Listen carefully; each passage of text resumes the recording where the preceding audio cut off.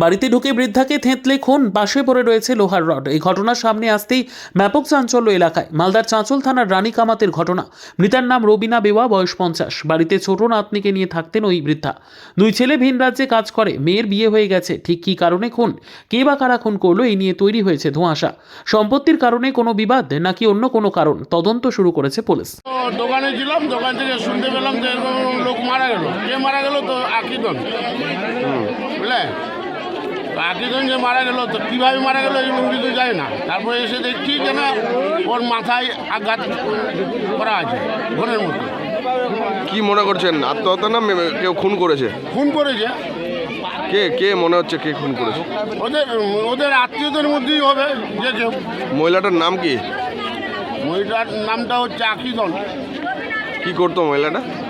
মহিলাটা, ওর স্বামী মারা গেছে, ওর স্বামীর যে পেনশন পেত ওই পেনশন নিয়ে চলাফেরা করতো। ব্যুরো রিপোর্ট, উত্তর বাংলা সংবাদ।